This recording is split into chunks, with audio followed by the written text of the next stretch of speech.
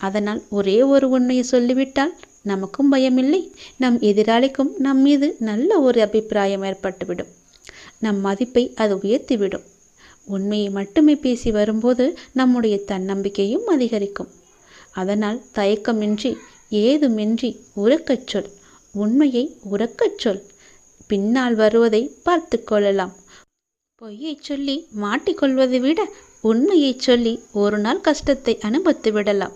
பிறகு நமக்கு எப்பொழுதுமே மகிழ்ச்சிதானே. நாம் பயந்து பயந்து வாழ வேண்டும் என்ற அவசியம் கிடையாதே. எல்லாவற்றிலும் துணிந்து நாம் இறங்கிவிட்டால் பிறகு ஏன் பயப்பட வேண்டும்? உண்மையை உரக்கச் சொன்னால் எதற்கு நாம் பயப்பட வேண்டும்? உண்மையை மட்டும் பேசினால் யாருக்கு நாம் பயப்பட வேண்டும்? உண்மையை உரக்கச் சொல்லுங்கள். உனக்கு மட்டுமே நீ பயப்படு. கடவுளுக்கு மட்டுமே பயப்படு. உன்னை படைத்த இறைவனுக்கு மட்டுமே நீ பயந்து வாழ். நிச்சயம் உனக்கு நன்மைகள் பல நடந்து கொண்டே இருக்கும். அன்பு குழந்தையே, தனிமைகள் கிடைப்பது என்பது அரிதானது. அப்படி தனிமைகள் உனக்கு கிடைத்தால் உங்களை நீங்களே தெரிந்து கொள்ளுங்கள். தவறுகள் நடப்பது அரிதானதுதான். உங்களை நீங்கள் திரித்து கொள்வதற்கான ஒரு வாய்ப்பு என்று அதை பயன்படுத்தி கொள்ளுங்கள். தொடர்ந்து முயற்சிப்பது என்பது எல்லோராலும் முடியாது, ஒரு சிலரை தவிர. அப்படி உங்களுக்கு முயற்சிகள் எடுப்பதற்கு நேரம் அமைந்தால் நிச்சயம் உங்களை முன்னேற்றி செல்ல அது என்று நீங்கள் பயன்படுத்தி கொள்ளுங்கள். எதிரிகள் கிடைப்பது உங்களை நீங்களே வளர்த்து கொள்ள என்பதற்கு தெரிந்து கொள்ளுங்கள். சூழ்ந்துள்ள துயரங்களையும் சூழ்ச்சிகளையும் எதிர்த்து அதை தகர்க்க செயல்பட்டால் அதற்கு பெயர்தான் உனக்கு உண்டான தைரியம். அது உனக்குள்ளே இருந்துவிட்டால் போதும். அதை மனதில் கொண்டு தைரியமுடைய ஆத்மாவாக எந்த சூழ்நிலையையும் எதிர்கொள்ளும் மன வலிமையும் நம்பிக்கையும் நீ வளர்த்துக்கொள். அதற்காக அந்த தைரியத்துடன் உன்னுள் இருக்கும் கோபம், விரக்தி, ஏமாற்றம் ஆகியவற்றால் உன் மனம் காட்டு தீய எண்ணங்களால் அதன் வழியே செல்லாமல் அதற்கு பிறகு எப்படி நடைபெறும் என்பதை பார்த்து பயந்து அதிலிருந்து நீ விலகிவிடு. அது உன்னை அழைத்துவிடும். நீ யாரையும் பழி வாங்க வேண்டிய அவசியம் இல்லை. அவருக்கு உரிய வினை பயனை அவர்களை நிச்சயம் போய் சேரும். நீ செய்யும் ஒவ்வொரு நல் காரியமும் எனக்கு தெரியாமல் நடக்கக்கூடாது. அதை போலவே நீ செய்யும் எந்த ஒரு விஷயத்தையும் நான் பார்த்து கொண்டுதான் இருக்கிறேன் என்பதை நீ புரிந்து கொள்ள வேண்டும். நீ செய்யும் ஒவ்வொரு காரியமும் எனக்கு தெரியாமல் நடந்தால் அதற்கு பிறகு உண்டான விளைவுகளை நீதான் சந்திக்க நேரிடும். எதையும் பொறுக்க முடியாமல் மனதில் தேவையற்ற கோணல் சிந்தனைகளை எப்போதுமே நீ அசை போட்டு கொண்டே இருக்கின்றாய். உன்னால் உன் லட்சியத்தை பற்றியும் உன் வளர்ச்சியை பற்றியும் நிச்சயம் சிந்திக்க முடியும். கவலைப்பட்டது போதும். இனி உன் வாழ்வில் பல அற்புதங்கள் நிகழ்வதற்கான காலகட்டத்தை நீ நெருங்கிவிட்டாய். அதுவரை சற்று பொறுமையாக இரு. எல்லாமே நல்லதாகவே நடக்கும். பல ஏமாற்றங்களால் நீ மனம் மருந்து கொண்டிருக்கின்றாய். வருந்தாதே. இந்த உலகத்தில் ஏமாறாதவர்கள் என்பது யாருமே இல்லை. ஏதோ ஒரு சூழ்நிலையில் யாரோ ஒருவர் இன்னொருவரை ஏமாற்றிக் கொண்டுதான் இருக்கின்றார்கள். எல்லாவற்றிற்கும் உனக்கு நிச்சயம் பதில் கிடைக்கும்.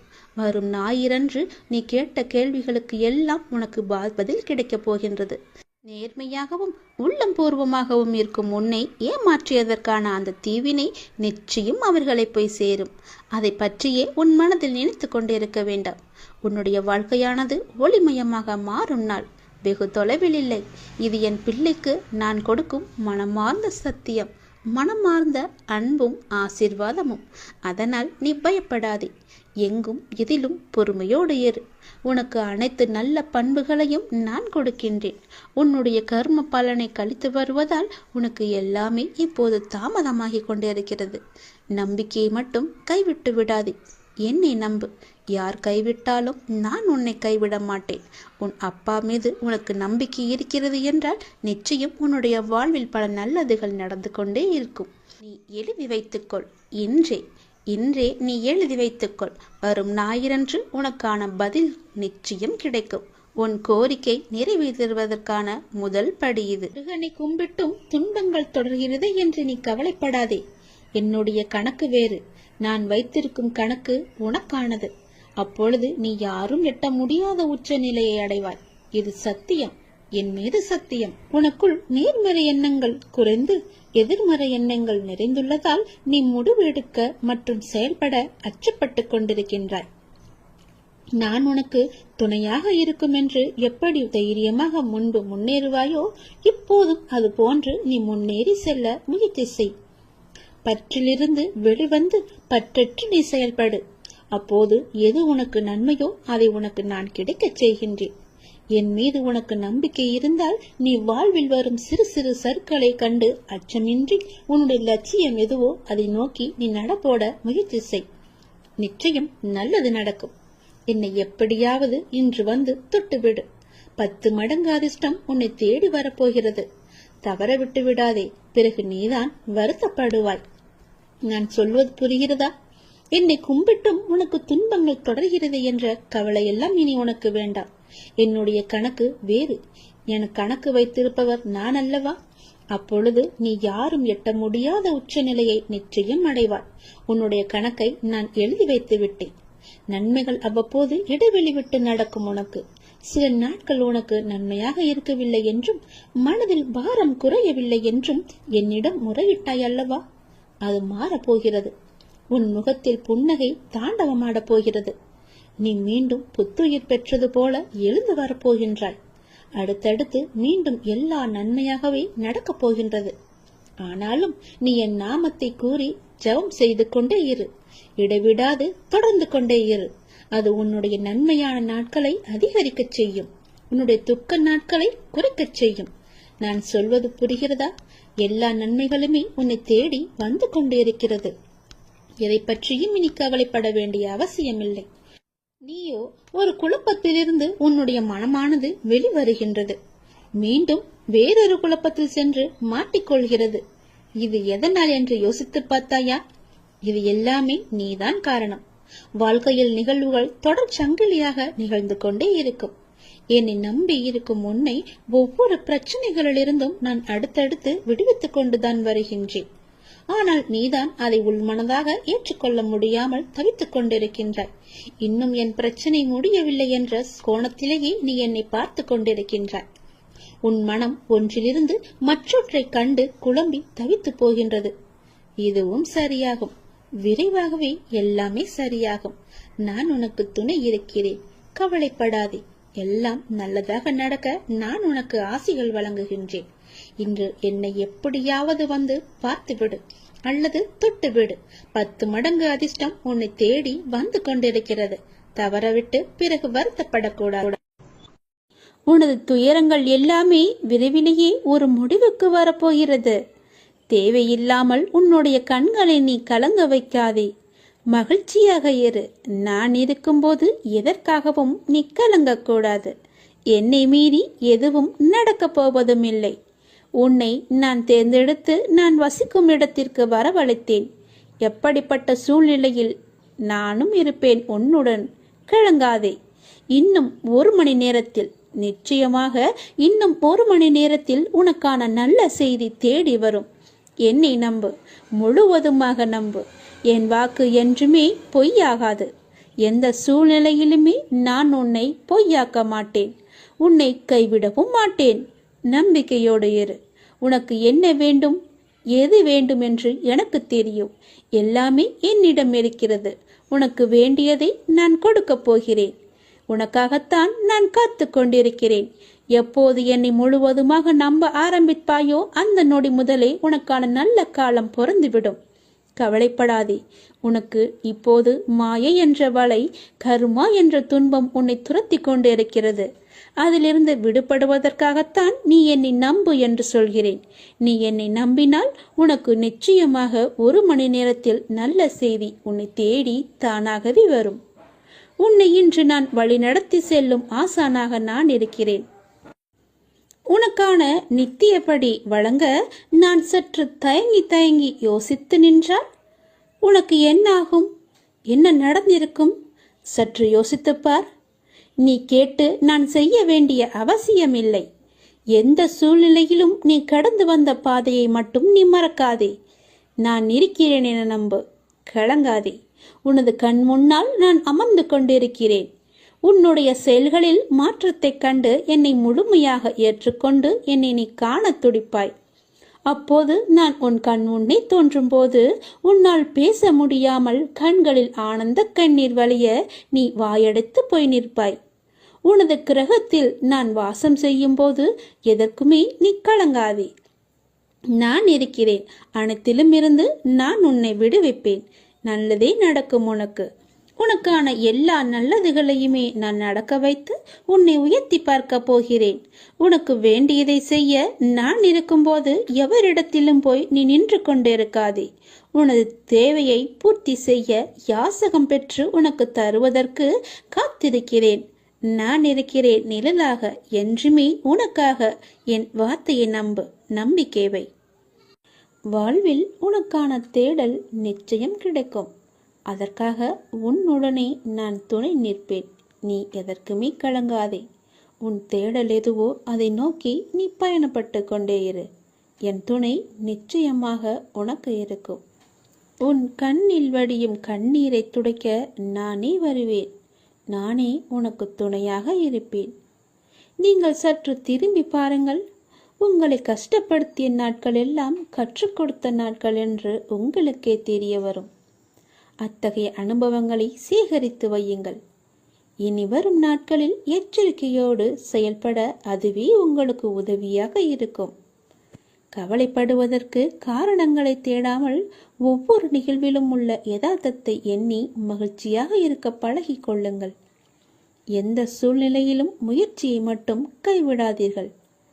விதியின் பயனில்லை என்றாலும் முயற்சியின் பலன் கட்டாயம் உண்டு. காலில் மிகச்சிறிய முள் குத்தி இருந்தால் கூட எவ்வாறு விரைவாக ஓட முடியாதோ அதே போல உங்கள் மனதில் சிறிய சிறிய பிரச்சனைகள் உங்கள் செயல்பாட்டு திறனை பாதித்தால் நீங்கள் பெரிய வாய்ப்புகளை உரிய தருணத்தில் சரியான முறையில் பயன்படுத்தி வெற்றி காண முடியாது. எனவே சிறு பிரச்சனைகளுக்கு முக்கியத்துவம் தராமல் அப்பிரச்சனைகளுக்கு உடனுக்குடன் தீர்வு கண்டு நமது மனதை மிகவும் அமைதியான முறையில் வைத்துக்கொள்வது நமக்கு விரைவிலேயே வெற்றியை ஈட்டி தரும். வாழ்க்கை முடிவற்ற சாத்தியங்கள் நிறைந்தது. நன்மைகளை அறுவடை செய்ய சரியான நேரத்தில் சரியானதை செய்யுங்கள். கடும் உழைப்பு என்பது ஒரு சந்தோஷம். அதை செய்து கொண்டே இருக்க வேண்டும். வெகு நிச்சயமாய் ஏதோ ஒரு கணத்தில் அந்த கிரீடத்தை தலையில் வைக்கும். அந்த கணம் யாருக்கும் கிரீடம் என்று தெரியாது. ஆனால் உழைப்பவர்களுக்கு கிரீடம் நிச்சயமாகவே உண்டு. ஒருபோதும் உழைப்பவர் தோற்று போக மாட்டார்.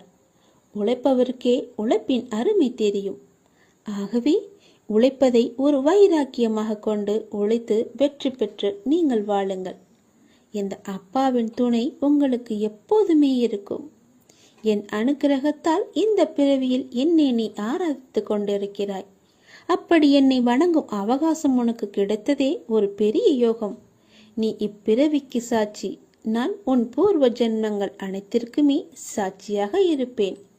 நீ எதை பற்றியுமே கவலைப்படாமல் உன்னுடைய இலக்கு எதுவோ அதை நோக்கி நீ பயணப்பட்டு கொண்டே இரு. உன் இலக்கில் எந்த ஒரு கெடுதலும் வராமல் எந்த ஒரு தடையும் வராமல் நான் பார்த்து கொள்கிறேன். என் துணை உனக்கு எப்போதுமே உண்டு. இந்த உலகம் என்பது எல்லோருக்குமே சமம்தான். யாரும் இங்கே அனாதைகள் அல்ல. யாரும் இங்கே உற்றார் உணர்வுகள் இல்லாத தனியாக விடப்பட்ட நபர் அல்ல. எல்லோருக்குமே எல்லாமே இருக்கின்றது. யாரும் எதுவும் இல்லாமல் இங்கே இருக்கவில்லை. அவர்களுக்கு துணையாக நான் இருக்கிறேன். இந்த உலகத்தில் உயர்ந்தவர் தாழ்ந்தவர் என்று யாருமே கிடையாது.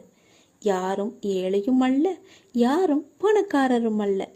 யாரும் உயர்ந்த ஜாதியும் அல்ல, யாரும் தாழ்ந்த ஜாதியும் அல்ல. யாரும் யாரை விடவும் உயர்ந்தவர் என்றோ தாழ்ந்தவர் என்றோ மதிப்பு மிக்கவர் என்றோ அறிவானவர் என்றோ அழகானவர் என்றோ உங்களையும் நீங்கள் மற்றவர்களையும் நினைக்க வேண்டாம். இந்த பூமியில் ஒவ்வொரு மனிதர்களுமே சிறப்புக்குரியவர்தான். அனைவருமே தத்தம் துறைகளில் சிறப்பானவர்களே. வெட்ட வெளியில் உச்சி வெயிலில் வியர்வை சிந்த நிலத்தில் உழைத்து களைப்பவர்கள் ஆணாக இருக்கட்டும் பெண்ணாக இருக்கட்டும் யாவருக்குமே எல்லோருக்குமே உள்ளதை போல் சுயமரியாதை, கோபம், வலி, மகிழ்ச்சி, பசி, உறக்கம், இழிச்சொல்லின் வலி, புறக்கணிப்பின் வலி போன்ற தனிமனித உணர்ச்சிகள் அத்தனையும் அனைவருக்குமே உண்டு. அவர்களும் மனிதர்கள்தான். உண்மையில் உயர்ந்தவர் தாழ்ந்தவர் என்று யாருமே இல்லை. சில வாய்ப்புகள் தான் யார் இந்த பொழுதில் அவசியமானவர் என்பதை நமக்கு புரிய வைக்கிறது. அந்த புரிதலை உணர்ந்து கொள்பவர்கள் மனித நேயத்துடனே நடந்து கொள்வர். மனித நேயம் கொண்டவர்களாலேயே மக்களை திருப்திப்படுத்தும் சேவையை வழங்க முடியும். அவர்களே மரணித்தாலும் மனிதர்கள் மனங்களில் இடம் பிடித்து எப்போதும் அழியா புகழுடன் இருப்பார்கள். மனிதர்கள் யாராயினும் அவர்கள் அனைவருமே சமம்தான். உயர்ந்தவர் என்றோ தாழ்ந்தவர் என்றோ படித்தவர் என்றோ படிக்காதவர் என்றோ ஏழை என்றோ பணக்காரன் என்றோ கருப்பு என்றோ சிவப்பு என்றோ உயர்ந்த ஜாதி என்றோ தாழ்ந்த ஜாதி என்றோ எந்த இருமே கிடையாது. அப்படிப்பட்ட நிலை நிச்சயமாகவே மாற வேண்டும். சமத்துவம் என்ற நிலை நிலவ வேண்டும் என்றால் மக்கள் மனதில் மாற்றம் ஏற்பட வேண்டும். ஏற்பட்டே ஆக வேண்டும். எனக்கு எல்லோருமே சமம்தான். நான் யாரையும் ஏற்று இரக்கத்தோடு நான் பார்ப்பதே இல்லை. அது நம்மிடமிருந்தே தொடங்குவோம். இனி ஒரு உலகம் புதிதாக அமைப்போம். நிகரான மனிதர்களை மதிப்போம். நாமாக வாழ்வோம். முதலில் மனிதனாக வாழ்வோம். நான் யாரையும் ஏற்றம் இரக்கம் கொண்டு பார்க்காமல் அனைவரையும் சமமாகவே பார்க்கிறேன். எல்லோருமே என்னுடைய குழந்தைகள்தான். நீங்களும் அப்படியே பாருங்கள். எனக்காக கொஞ்சம் நேரம் ஒதுக்கி இதை கேள். உன்னை பற்றி நான் முழுமையாக சொல்கிறேன். உன்னுடைய மனநிலை எப்படி இப்போது இருக்கிறது என்று நான் சொல்கிறேன். முழுமையாக எனக்காக நேரம் ஒதுக்கி கவனமாக கேள். நீ எங்கிருந்தாலும் நான் உன்னுடன் இருப்பேன். உன்னுடன் மட்டும்தான் இருப்பேன். நீ இப்போது எந்த நிலையில் இருக்கிறாய் தெரியுமா? இன்ப நிலை நீங்கி துன்ப சுமையை நீ சுமந்து கொண்டிருக்கிறாயே. அனுபவிக்க இன்னும் என்ன இருக்கிறது என்ற அளவில் துன்பத்தின் எல்லை வரை சென்றுவிட்டு வெறுமையாய் நின்று என் சன்னதியில் எனது முகத்தை உற்று பார்த்து அழுது கொண்டிருக்கிறாய். உன்னை நான் கண்டு கொள்ளவில்லை என்று நினைத்தும் கொண்டிருக்கிறாய். உன்னை கரிசனத்தோடு நான் கவனித்துக் கொண்டுதான் இருக்கிறேன். ஒவ்வொரு முறையும் உன்னை தைரியப்படுத்திக் கொண்டுதான் வருகிறேன் என்பதை நீ நினைவுபடுத்திக்கொள். நான் உனக்கு ஒன்றும் செய்யவில்லை என்று மட்டும் நினைத்து விடாதே. உனக்கே தெரியாமல் நான் பல விதத்தில் உனக்கு உதவி கொண்டிருக்கிறேன். இன்னும் நீ கடந்து போக வேண்டிய தூரம் கொஞ்சம் மட்டும்தான் இருக்கிறது. அதுவரை எல்லையற்ற பொறுமையோடு நீ காத்திரு. உனக்கு மிகவும் பொறுமை தேவை. தீவிர நம்பிக்கையோடு உனது சுமையின் கணம் தெரியாமல் இருப்பதற்காக எனது நாமத்தை நீ உச்சரித்தபடியே இருக்க வேண்டும். எனது சத்தத்தை உணர்வுள்ள நீ கவனித்துக்கொண்டு அதன்படி நடந்து கொள். அப்போது உனக்கு ஆறுதல் கிடைக்கும், மன நிம்மதி கிடைக்கும். நீ இப்போது கவலைப்பட்டு கொண்டிருக்கிறாயே, அந்த கவலை உனக்கே தெரியாமல் காணாமல் போய்விடும். இருந்த இடம் தெரியாமல் போய்விடும். நீ எதை பற்றியுமே மனதில் வைத்துக்கொண்டு சஞ்சலப்பட்டு கொண்டிருக்காதே. நான் உன் கூடவே இருக்கிறேன். எது வந்தாலும் நான் பார்த்து கொள்கிறேன். என்னுடைய அருள் நான் உனக்கு தருகிறேன். என் அருள் முழுவதையும் ஆசீர்வாதத்தையும் நான் உனக்கு தருகிறேன். நான் உனக்கு அருள் செய்ய காத்து கொண்டிருக்கிறேன். இப்படியெல்லாம் நான் செய்யும் போது நீ எதற்காக வீணாக கவலைப்பட்டு கொண்டு உன்னை நீயே வருத்தி கொண்டிருக்கிறாய்? வேண்டாம் தங்கமே. வீசும் காற்றுக்கு அளவுகோல் தெரியாது. பாய்ந்து சுழன்று வரும் அலையான நீருக்கு அளவு கிடையாது. சுடர் கொண்டு எரியும் நெருப்புக்கு அளவை எட்ட முடியாது. பரந்த ஆகாயத்திற்கு எல்லை என்ற அளவுகோல் இல்லை. நீளம் என்ற பரந்த பூமிக்கு ஆழங்களின் அளவுகோல் இல்லை. நீ போகும் தூரத்திற்கும் கடக்கும் பாதைக்கும் உன் அனுபவங்களுக்கும் அளவுகோல் உண்டா? இவற்றுக்கே இல்லை என்ற போது உன் வெற்றியை மட்டும் உனக்கு அளவுகோல் வைத்தால் நான் கொடுப்பேன். உனக்கான எல்லாமே தக்க சமயத்தில் கொடுத்து நான் உன்னை வாழ வைப்பேன். உன்னுடைய பாதைகள் எல்லாமே தெளிவாகும் காலம் வந்துவிட்டது. பணிகள் படர்ந்து இருள் சூழ்ந்த கஷ்டங்கள் எல்லாமே விலகி போகப் போகிறது. உன் மனம் நொந்து போன விஷயங்கள் எல்லாமே இப்போது உன் மனம் மகிழ்ச்சி அடையும் அளவிற்கு இனிமேல் ஒன்றின் பின் ஒன்றாக நிகழப் போகிறது. நிம்மதி என்ற மலர் உன் வீட்டில் பூக்கப் போகிறது. உன் மனதில் மலரப் போகிறது. இனிமேல் தென்றலாய் வசந்தமாய் நீ எப்போதும் வசந்த காற்றை சுவாசிக்கப் போகிறாய். நீ எதற்காகவுமே பயப்படாதே, கலங்காதே. உன்னில் வெற்றி என்ற தீபத்தை நான் ஏற்றி காமிக்கிறேன். அகிலத்தின் ரூபமாய் நான் எப்போதுமே உனக்கு துணையாக இருப்பேன். இது நிச்சயமாகவே நடக்கும். எதை பற்றியுமே கவலைப்படாதே. இன்றைய இப்போதைய சூழ்நிலையை வைத்து எதிர்காலத்தை நீ தீர்மானித்து விடாதே. எல்லாவற்றையுமே நானே பார்த்துக் கொள்கிறேன். உன் அப்பா நான் இருக்கும்போது எதற்குமே நீ கவலைப்படாதே.